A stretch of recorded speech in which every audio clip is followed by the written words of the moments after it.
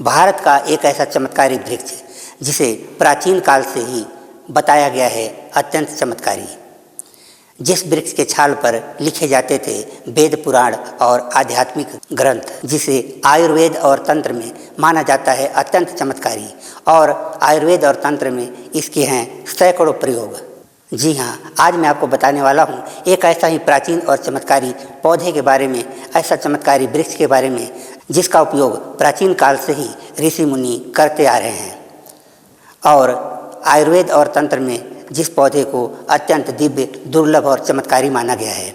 इस पौधे की छाल को भारत में प्राचीन काल से ही महत्वपूर्ण माना गया है, खासकर वेद पुराणों को लिखने के लिए और सभी प्रकार के आध्यात्मिक और तांत्रिक ग्रंथों को लिखने के लिए इसका उपयोग किया जाता था। साथ ही साथ इस पर हजारों प्रकार के यंत्रों का निर्माण किया जाता है। जी हाँ, आज मैं आपको बताने वाला हूँ एक ऐसा ही दिव्य, दुर्लभ और चमत्कारी पौधे के बारे में जो प्राचीन काल से ही अद्भुत, अलौकिक और चमत्कारी माना जाता रहा है। तो आइए, आज मैं आपको बताने वाला हूँ एक ऐसे ही चमत्कारी पौधे के बारे में जिसका नाम है भोजपत्र, जिसके छाल पर किया जाता है आज भी यंत्रों का निर्माण। तंत्र में जिसे माना जाता है अचूक और चमत्कारी, आयुर्वेद में भी बताया गया है इसे बहुत ही चमत्कारी। तो आइए जानते हैं उस चमत्कारी पौधे के बारे में जिसका नाम है भोजपत्र। भोजपत्र हिमालय क्षेत्र में पाया जाने वाला एक विशेष प्रकार का वृक्ष होता है जिसे बेटुला यूटिलिस कहा जाता है। यह वृक्ष मुख्यतः उत्तराखंड, कश्मीर और नेपाल के ऊंचाई वाले क्षेत्रों में पाया जाता है। इसके तने की छाल पतली, परतदार और चमकदार होती है। इसे ही भोजपत्र कहा जाता है। प्राचीन समय में इसी भोजपत्र के छाल पर वेद, पुराण, उपनिषद तथा तंत्र शास्त्र जैसे अनेकों महत्वपूर्ण ग्रंथ भोजपत्र पर ही लिखे जाते थे, जो अत्यंत टिकाऊ होते थे, और यदि इसे ठीक तरीके से रखा जाए तो सदियों तक इसे सुरक्षित रखा जा सकता था। भोजपत्र का प्रयोग तांत्रिक और धार्मिक अनुष्ठानों में किया जाता है। तंत्र शास्त्र में इसे अत्यंत शुभ और चमत्कारी माना गया है। भोजपत्र पर सैकड़ों प्रकार के यंत्र आदि निर्माण किए जाते हैं जो अत्यंत दिव्य और चमत्कारी प्रभावों से युक्त हो जाता है। भोजपत्र को आयुर्वेद में भी अत्यंत महत्वपूर्ण और चमत्कारी माना गया है।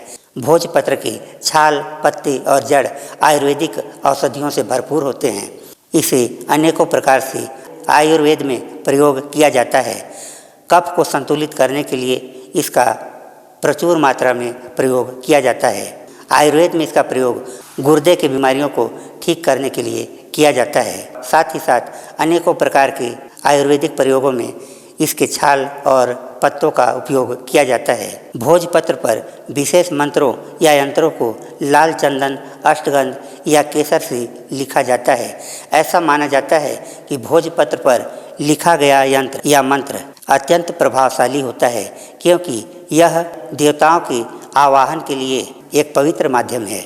श्री यंत्र, काल भैरव यंत्र, महालक्ष्मी यंत्र इत्यादि भोजपत्र पर लिखकर तिजोरी या पूजा घर में रखा जाता है। इससे पूजा करने से सुख, सौभाग्य और धन की वृद्धि होती है।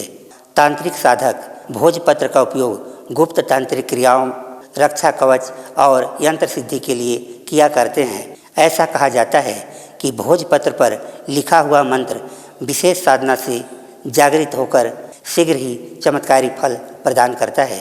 भोजपत्र पर रक्षा कवच जैसे हनुमान कवच, नृसिंह कवच या देवी कवच लिखकर इसे मोड़कर ताबीज में रखा जाता है। यह ताबीज नज़र दोष से बचाता है, बुरे आत्माओं से रक्षा करता है, मानसिक भय और सभी प्रकार के अदृश्य निगेटिव बाधाओं को दूर करता है।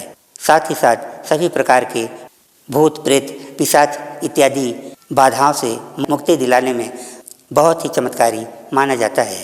तो उम्मीद है आपको यह जानकारी ज़रूर पसंद आई होगी।